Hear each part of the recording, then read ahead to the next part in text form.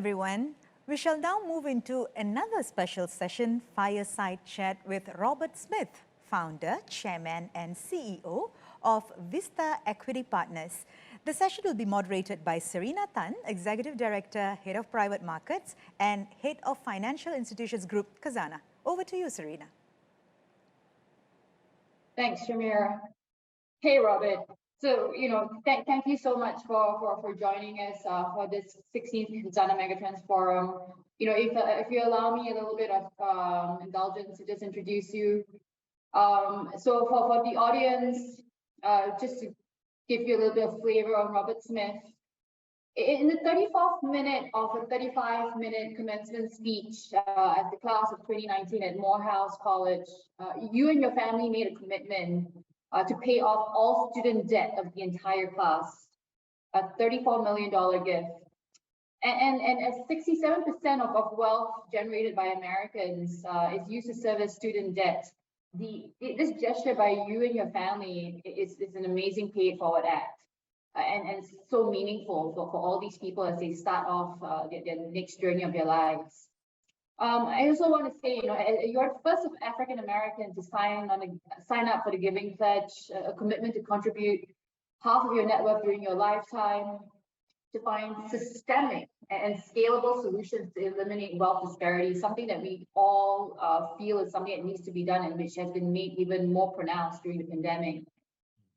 And Robert, as you often say, the world has never been smaller. And here I am in Malaysia, you in the United States, and we're hosting this fireside chat on Zoom, a technology that most of us would not have been familiar with 2 years ago. I'd like to say that Khazanah and Malaysia, I would like to welcome you, founder, chairman, CEO of Vista, philanthropist, to this 16th Khazanah Megatrends Forum. Thank you so much for joining us today. Well, Serena, thank you so much for inviting me. Good to see you again. And I can't wait till I can get to Malaysia again and we can enjoy some good food together. Yeah, I think we want to get to your side and enjoy some barbecue together, but we'll absolutely. hopefully that happens soon. Maybe we roll right into it and we start. We'd love to hear your story on your early life. Your journey that led to where you are today, and maybe just to set a little bit of tone, you started off in a little town in Colorado, fourth generation African American. Segregation still existed back then. Got into Cornell engineering, and then started this massively successful PE house in 2000. So maybe on to you. Just guide us through how all that happened. Sure. And, and I appreciate you really putting that into context. Again, growing up in Denver at the time, and as you said, in a segregated environment, life to a great extent was all about what opportunities you had access to. I mean, that exists today. And part of what we all do at Vista and other places is really look to leverage technology to provide that sort of access to greater numbers of, the human citizenry on this planet. I had the good fortune of having parents who were teachers and educators, and they realized one of the greatest opportunities was to be educated. And so they emphasized that in our household. And, I discovered early on about computers and computing power when I was in high school. I ended up with an internship in Bell Laboratories when I was 17 years old.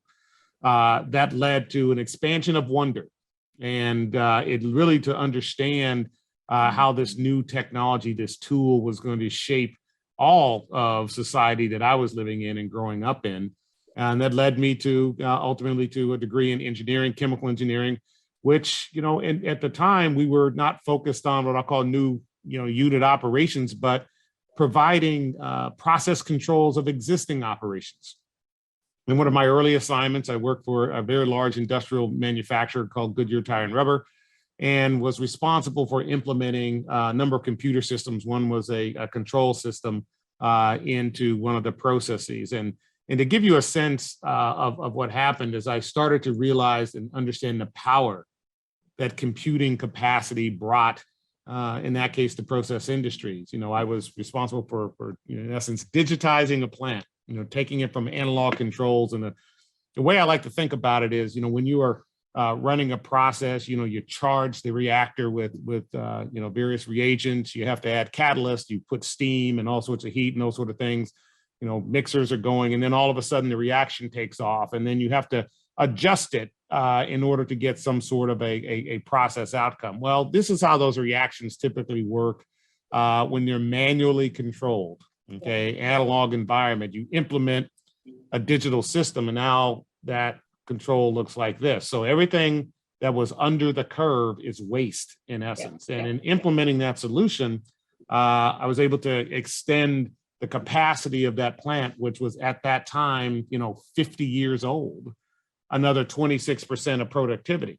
So massive productivity increase from existing capital assets.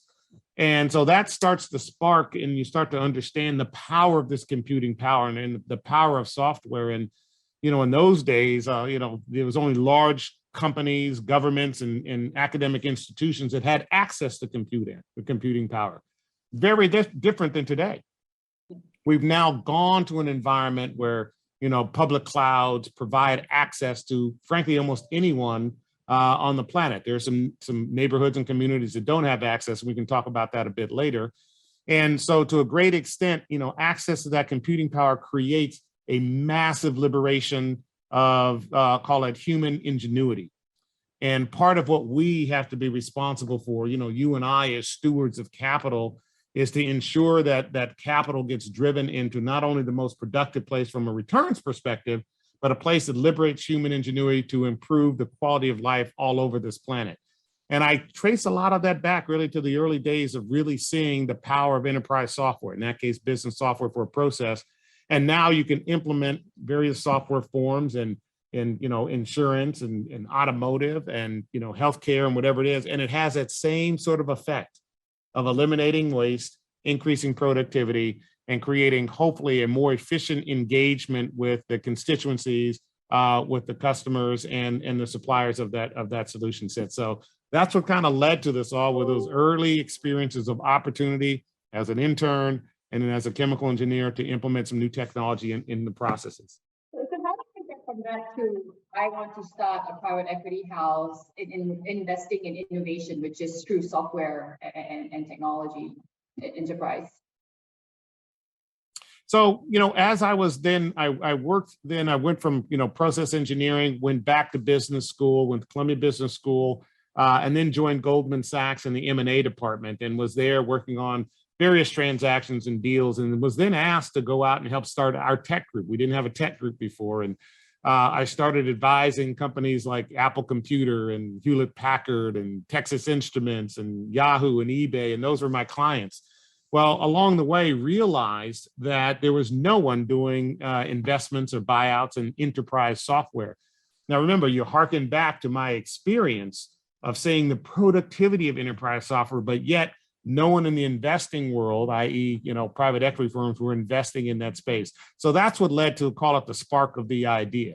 If you can bring that same sort of productivity, right, into the world of investing, you should be able to have very consistent outcomes if you build an infrastructure to manage what I'll call the factors for success, or how you run these software companies. That's what ultimately led to, the formation of Vista, the formation of our business model, and creation of our value creation rubric. And even today, we do a survey of our now 70 plus, companies that are in our portfolio.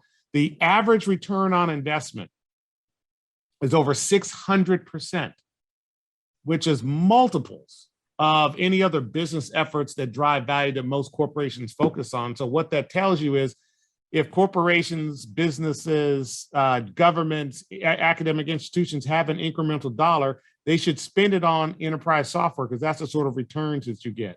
And so I thought, well, my task should be to build a firm that not only recognizes that ROI value, but delivers to to our CEOs and our management teams tools and systems so they can operate their businesses more effectively. So that's what led me to this journey.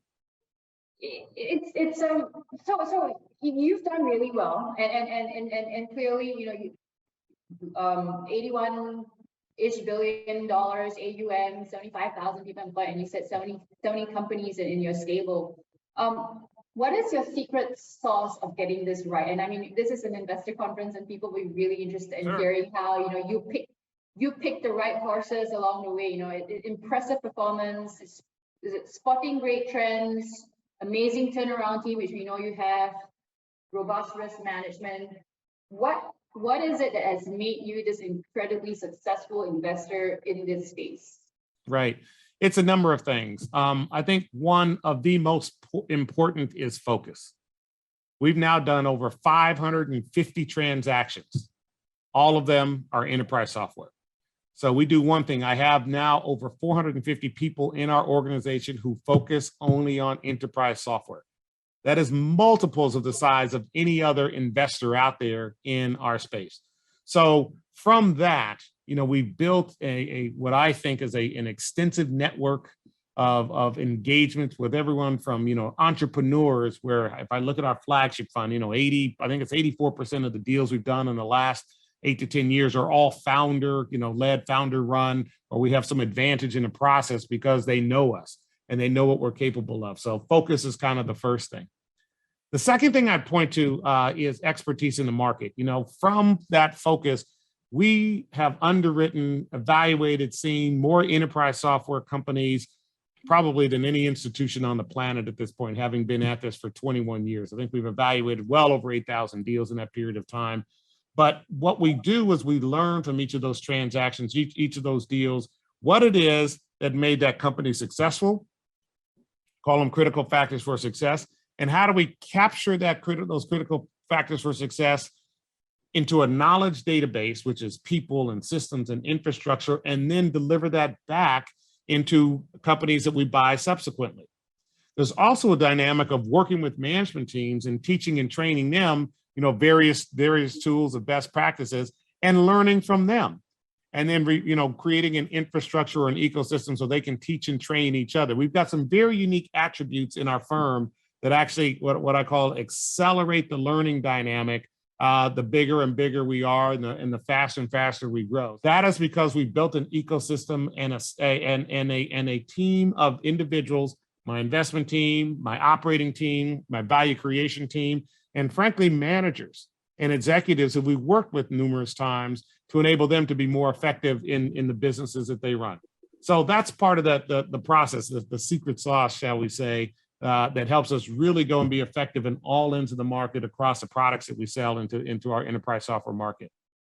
And Robert, you mentioned you work a lot with entrepreneurs, right? And we know that makes all the difference. And from a Khazanah angle, that's made all the difference in some of the investments that we've made, where the entrepreneur really is the secret sauce in many ways.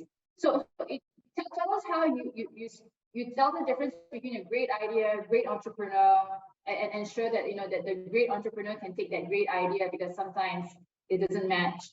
And I guess you talk a lot about imposter syndrome and in really mastering your craft, which you just talked about, which is focus, focus, focus. So for all the budding entrepreneurs listening to this forum, tell us a little bit, give us a little bit of advice. How to be a great entrepreneur. Yeah. So, and Serena, I talk about focus, okay? But focus doesn't mean that you don't listen. Those two things have to come together. I'm often marveled, I'm working with my team, we find an entrepreneur who's got a great business. And when you talk to them, what you realize is the business they're running that day is the biggest business they've ever run. Right? And so part of it is, sure, they've got a little fear, they've got some optimism, but often what we've found is there's actually a thirst for knowledge in terms of what do they need to do in order to grow that business faster, to grow it and make it more profitable, to ensure that they've created a sustainable business model. And often they don't necessarily have, groups of people that they can talk to that can share this advice without conflict.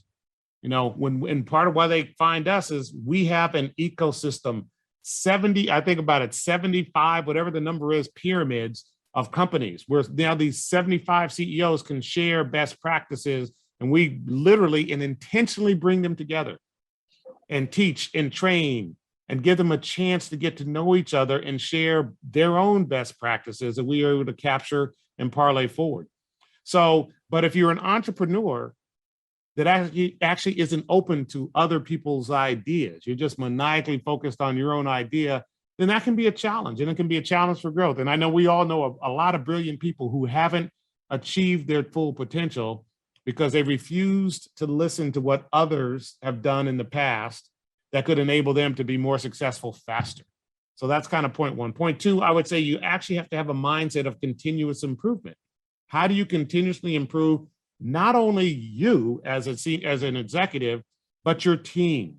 And you have to build an environment and a you know where your own ecosystem in your company accepts new ideas and accepts new methodologies for doing things and accepts new people. And some get so wedded with, here's my management team, they don't realize that there are other people who bring different and accelerating dimensions to what it is that they're going to accomplish. So you've got to actually think about that as a manager. You often start as an entrepreneur and you're focused on an idea. Then you realize later on, most of your time is spent managing people. And you have to build a set of skills to manage those people so that they can become their best selves, to lead to greater outcomes for your company. So it's a balance, and you won't necessarily learn that in a vacuum.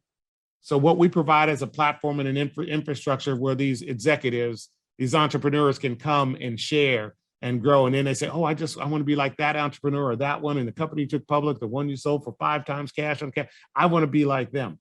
And then the results for us have been fantastic, where we've been able to demonstrate that our entrepreneurs make more money on the back end of what they rolled than they made when they sold the business on the front end. So the proof of the pudding, as they say, is in the eating, and the eating in that context is results. So those are some of the, advice and tips that I would give to some of your entrepreneurs in the audience. Yeah, I think, you touched on something that's interesting, is the pivot, right? The pivot from business owner and then to what you do today, which is leader of a really large institution. And maybe if you could share, I guess, your leadership style and how that's made Vista a success Sure. today. Yeah, it's a great question. And I think I captured some of that in the earlier, kind of advice.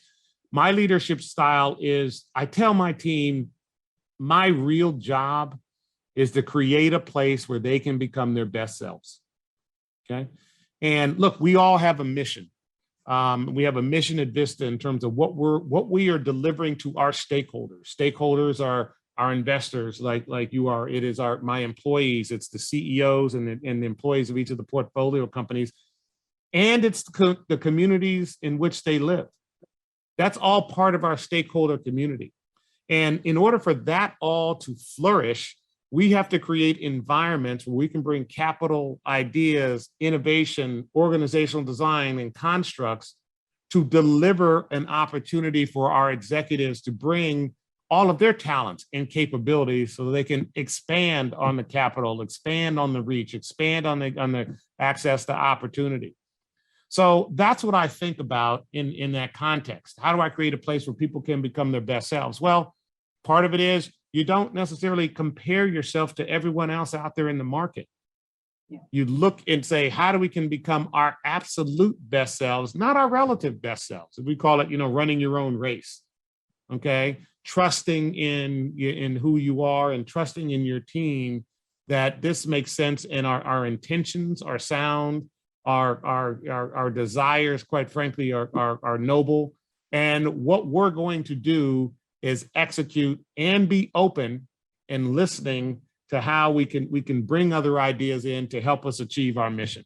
So that's how I think about leadership and teaching that. Now, part of that is also, when you get really, really good at things, creating mechanisms to teach and train other people in your organization so they can become expert in that area. And by the way, then accelerate on that expertise by bringing their best selves to that understanding. So that's really the way I think about it. I really like that, like running your own race. I think the obsession today is the comparison, right? And then social media doesn't help it as well.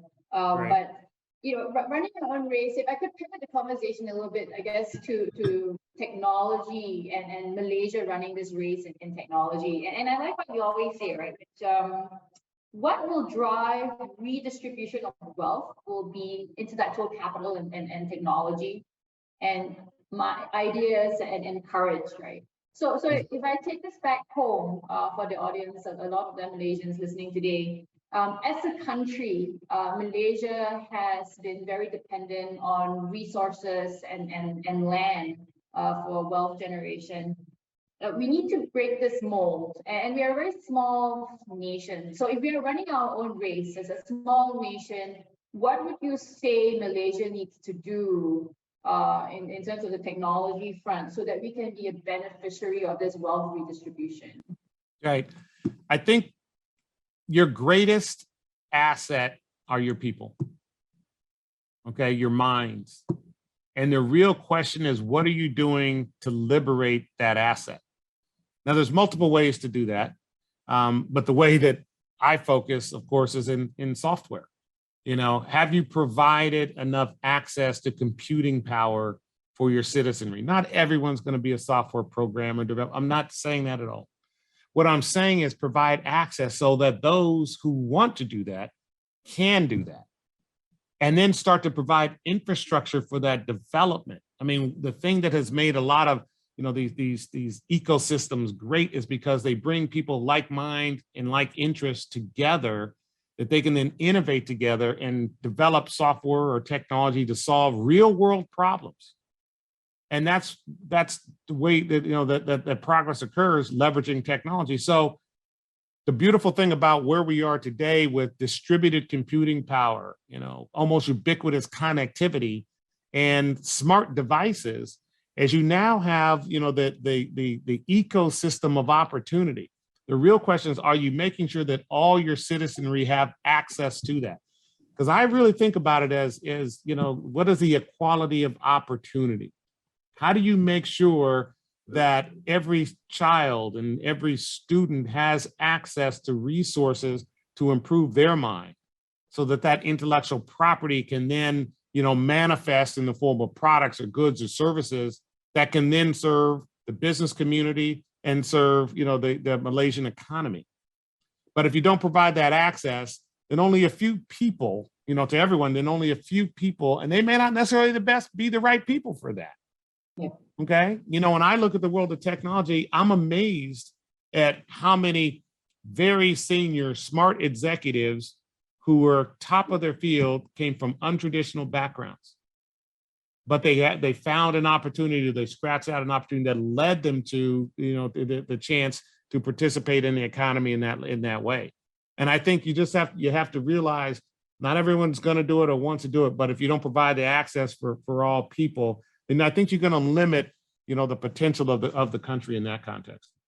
What's the role though of I guess governments in this? So we won't maybe a bit sensitive to talk about specific governments, but in general, as you look, where do governments have to at minimum step in to and ensure, as you say, like equality of opportunity, setting up the ecosystem, ubiquitous access?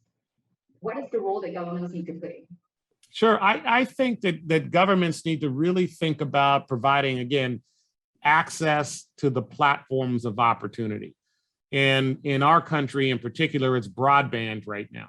We're working on these big infrastructure bills. And I think one of the most important elements is providing broadband. I look at, and I'm doing a project now with some, two very large, one is Cisco and others AVC technology companies, that we are digitizing and providing broadband access to all of the historically Black colleges and universities. 82% of them are in broadband deserts today. So if these students don't have access to broadband, it will inhibit their ability to access information, develop products, or develop ideas, become entrepreneurs. And that is a large segment of the US population. So I would love for the government to step in, and they do some components of it. But, in this case, it was, private industry led by us and these two other organizations, realizing there was a problem and realizing, well, one day maybe the US government might step in and do something about that. But Why not do it today, since we have the know-how, the capacity, and in many cases, the capability to do it, that we know is the right thing to do? And encouraging the governments to come in and participate. And sometimes, you know what, you have to show them this is what the community needs. This is what the people need. And, you know, businesses are stepping in and saying, here's how we can do this. And now, of course, the next piece of that is now once you digitize these, you know, these HBCUs, because they are in broadband deserts, how do we make it extensible so that the business community in those communities actually now have access to that broadband that makes their businesses more productive? Remember that 600+% ROI? Small businesses, there's about a 900% ROI as they implement small to medium business or small enterprise software solutions. So that's the dynamic that we, as private citizens running businesses, have to encourage the government to make sure that it's extensible and all people have access, to these technology platforms. That gives us a good segue into your, one of the greatest things that you do for the country and for the people around you, which is your philanthropy, right? So as we talk about public-private partnership and how private sector has to play a role, you yourself have played a huge role in making sure that you give back. So I love the story. Your mom, regardless of your own financial situation at home, always signed a $25 check every month to the United Negro College Fund. This is now what we call ESG, the hottest topic in town. So you guys are way ahead of your time. Your philanthropic determination instilled in you from young as a family. Tell us a little bit about this 2% solution, the concept of the giving pledge. Right. And, again, I'd learned, about the importance of giving back because it was set as an example by my parents and other members of my community. I think about how I got an interest in science. There was a young man who, this is the early ages of rocketry, and we're starting to send people into space and send them to the moon. And he formed a rocket club of these little kids in the neighborhood. He wasn't paid for it. I know he bought the kits and out of his own money, but he wanted to just spark the imaginations of these young kids. And it's interesting, of the 8 kids that were kind of in this rocket club, there were about 5 of us who ultimately became engineers. Okay, think about that. What does rocket club do? Sorry. we built little rockets. And they had, chemical engines, and we'd shoot them off, and, you'd build them and you paint them and you sand them and then you shoot them off and they come down and that. But what you were learning about was the physics of rocketry, right? And when you think about that, that is a person taking on a voluntary activity to actually improve the education and exposure of just people in the community. Well, I think we all have that sort of obligation to improve our community. In some cases, you can do it at much bigger scale. So the 2% solution is saying, let's do this at scale, utilizing not just capital, but know-how of the largest corporations, in this case in America. Take 2% of your net income over the next 10 years. And if you're in banking, use that to improve access to banking systems in underserved communities. 70% of African-American communities do not have a branch bank in that community. The CDFIs and MDIs, which are the community development organizations and minority development institutions or depository institutions, are under-resourced in terms of modernization of the infrastructure or capital to lend into those businesses. So I'm saying take 2% of that, it's a simple solution, and then use that and your know-how to modernize the banking infrastructure, modernize the telecom infrastructure, modernize the education infrastructure, modernize the healthcare infrastructure in these underserved communities. By doing that, it can lift the entire economic opportunity of the U.S. Just by doing that, and McKinsey and others have said that'll drive over $1.5 trillion into our economy by just closing the racial wealth gap that can be done in those 6 areas. So that's how I think about it. So part of what I'm doing with the CEO of BCG and PayPal and others is now bringing this effort and saying, let's do it in 6 Southern communities. We call it the Southern Communities Initiative. And in those 6 cities, if you take a 100-mile radius, that gets to 50% of the Black population in America. So we've started that, and that's the work that we're doing. Local partnerships, starting up small and medium businesses, building out broadband infrastructure first in the schools. And we're just saying, listen, let's just make it happen and go. And hopefully we get more and more partners to participate, because they realize we all benefit from that sort of economic uplift. But you have to ensure there's access to opportunity, access to technology, and again, access to ecosystems of development. And what about the giving pledge? How does that work? So yeah, I mean, it is actually simple, you know. And when I sit back, you know, I grew up again, my parents were teachers, and I tell people, I mean, I was wearing hand-me-downs till I was 14 years old when I started getting my own job. But I always saw my parents model a behavior of giving back to their community. And so I've had just, you know, good graces and fortune of opportunity. And as I really started to experience, I was able to give more and more.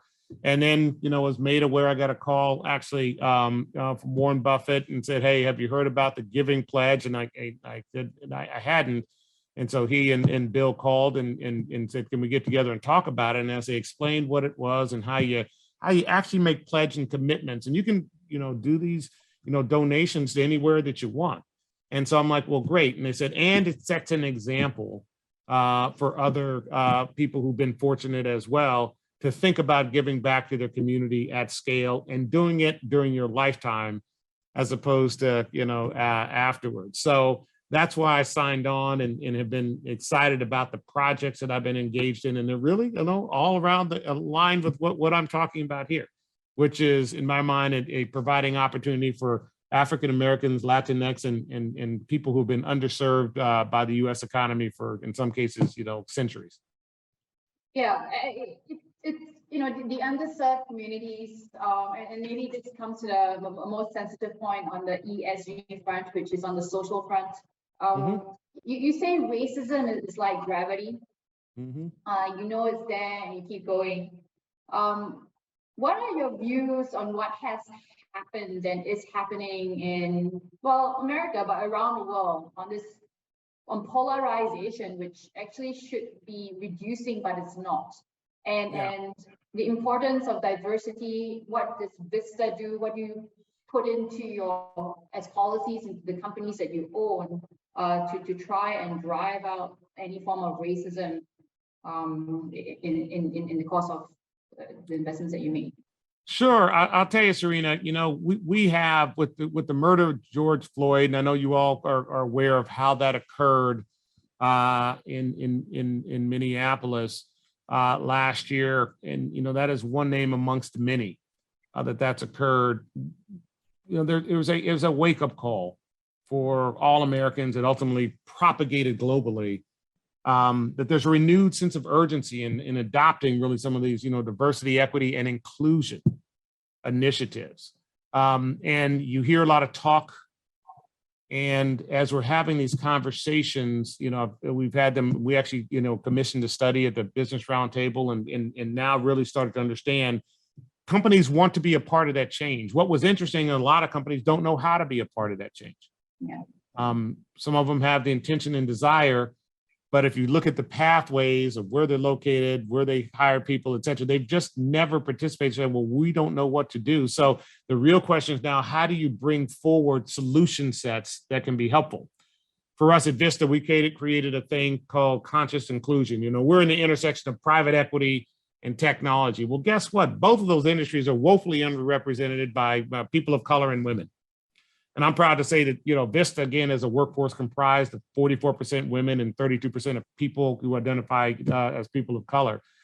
And, you know, part of what we do is now we have put forward a process to educate, teach, and train all of the employees and senior executives of all of our portfolio companies. And we call it a journey.